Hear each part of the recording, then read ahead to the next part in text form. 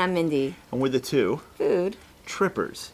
And we are in Stellenbosch, South Africa.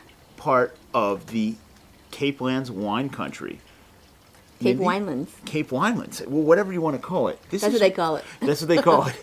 This is where they grow wine. We're right near Cape Town, probably about like a half hour out of Cape Town, right? Maybe a little bit further. You know, Close 45 enough. minutes, but like, it's beautiful here. I Oh mean, my God! Look behind us. It's stunning. We're on a winery right now. Oh my God. And I don't think there's anywhere more beautiful in the world where they grow wine. It's pretty up there. You know what? I think you're right. You know, we've been to some great wine countries. You know, we've been to Oregon, and that was beautiful. We've been to Napa Valley. We've been to Beaujolais, probably one of my That's really favorite nice. places in the world as far as just a beautiful, beautiful place. Burgundy. Burgundy, you name it. But I have to tell Tuscany. you, Tuscany. Yeah, Tuscany. Where else have we been? We've been to Southern Italy. Southern Sweden. We've been to Southern England. I just said that. We've been to a lot of wine country, and this one is awesome. I have to say, this is going to be a little I'm controversial. a little afraid. I think they make some of the best wine in the world Okay, here. I agree. Unbelievable. I actually was shocked.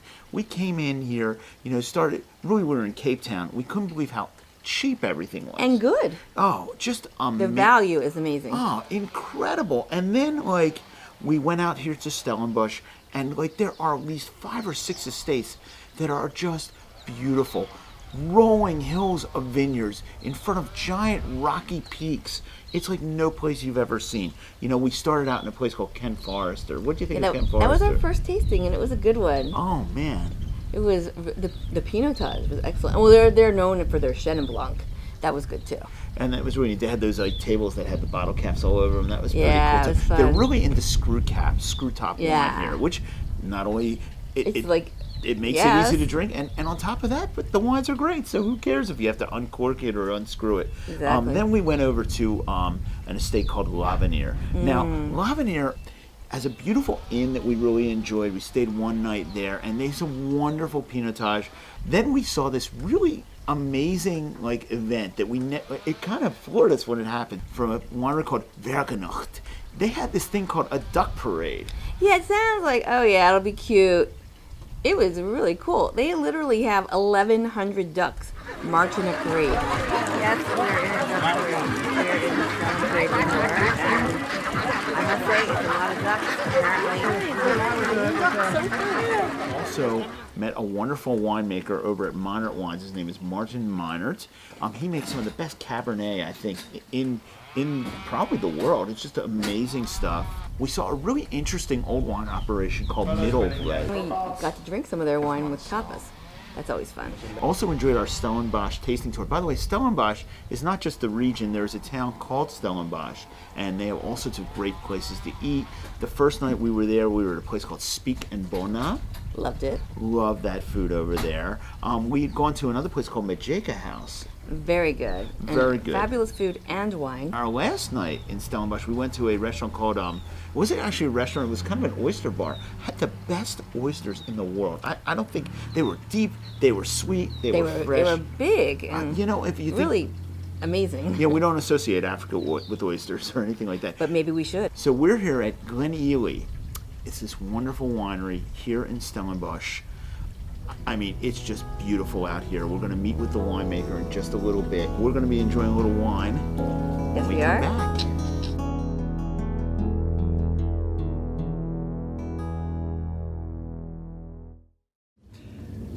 So we are here with the winemaker. Really privileged to have you with us.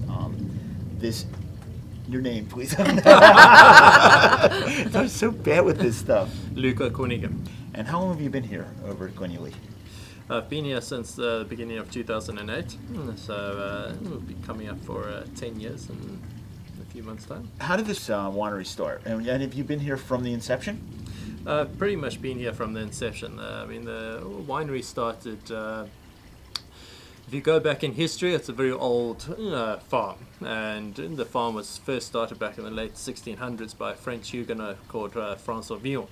But at that stage, it was always a fruit farm in its entire life. And it was only as the advent of Madame de Lancassin, who is famous for owning Chateau Pichon in Bordeaux, She came out to South Africa and she purchased this property in 2003.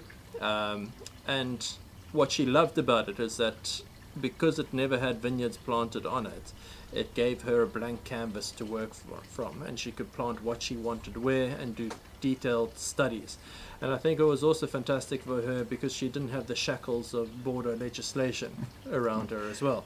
And so that's why we have something like Chardonnay, which people are always amused that we have planted on the property, considering that she is a Bordelais, having a Burgundy varietal. If you meet Madame de Lancaster, she's coming up for her 92nd birthday now, but I mean, she's got the energy of a 60-year-old still. So it's not surprising, knowing her, that she took on such a project at the age she did. You said that South Africa never suffered through the Ice Age, which makes a big difference to the soil. I thought it was interesting. Yeah, it is, because you never had the glaciation effect, and the glaciers removing the topsoil as they were moving down. So it's a much, much older, decomposed weathered. Let's try some of these wines. Okay, perfect. So we'll start with a bit of glass collection Chard. So it's unoaked Chardonnay that we're starting with. The story of the glass is on the label, and that's why we call this range the glass collection, is that Madame de Lancaster is a passionate collector of glassware. And when she owned Chateau Pichon in Bordeaux, she had the largest private collection of glassware in Europe at that stage. So she started a new one with us here. And the reason why she's so passionate about it is that she feels glass and wine form perfect partners for one another because they share the same attributes. And if you think about it philosophically, they do. I mean, glass comes from the poorest soil that there is, where vines, where you get your greatest wines from, the vines are planted in the poorest soil that there is as well.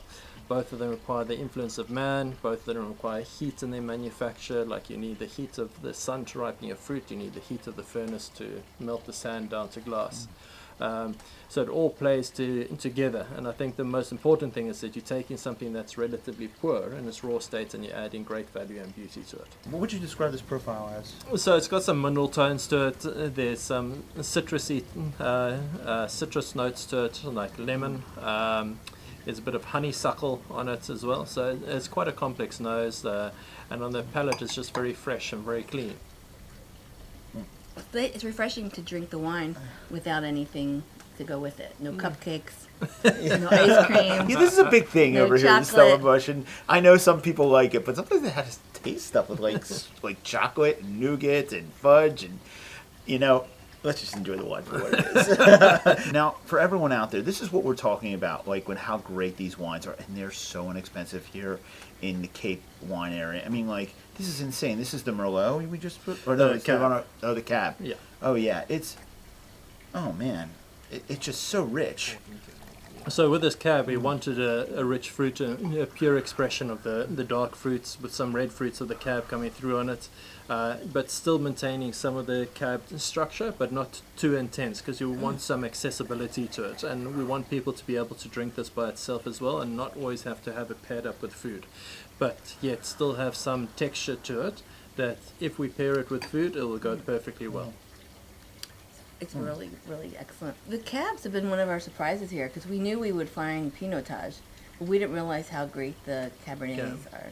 Yeah, I think a cab is often very underrated from South Africa, and it's going through a rediscovery, I think, at the moment around the world, where people are starting to look at it more and more. Wow, So it's really I need to pour that out. How much does did that Cabernet retail for? in South Africa, it retails for 95 rand. 95 rand. Yeah. So it's about $7 US. Yeah. It's like easily a $30 bottle, maybe more. So the reason I've poured you this is that it's a red blend, and it's quite an interesting blend in the sense that we didn't want to do traditional Bordeaux here. We looked at more the old style of claret. And what I mean by old style claret is if you go back into the 1700s, the Bordelais used to put Shiraz or Syrah into their wines, and that's what was exported off as claret. And this blend is 40% Shiraz, 40% Cabernet, and 10% Petit Verdot and 10% Merlot.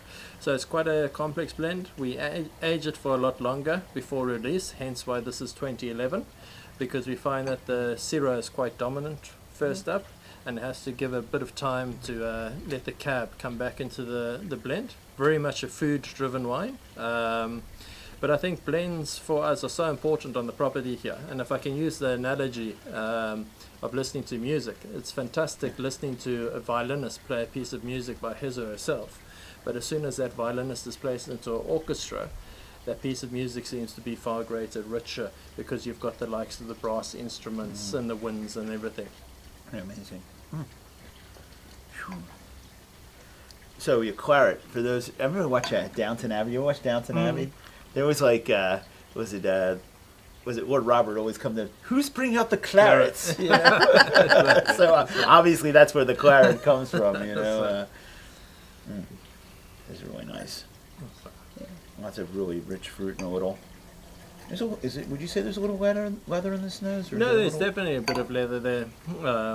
There's leather. There's a bit of like a cedar and cigar box. With your dark fruits, a bit of red fruit. There's a perfumed aspect from the Petit Verdot coming through, and as you said, that spiciness from the Shiraz as well. Same, one more sip. Playing like taps as I pour this out.